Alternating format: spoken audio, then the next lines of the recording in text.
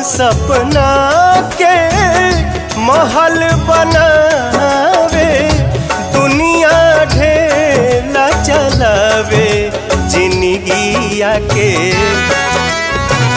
खेला समझ में न आवे, जिंदगिया के खेला समझ में न आवे।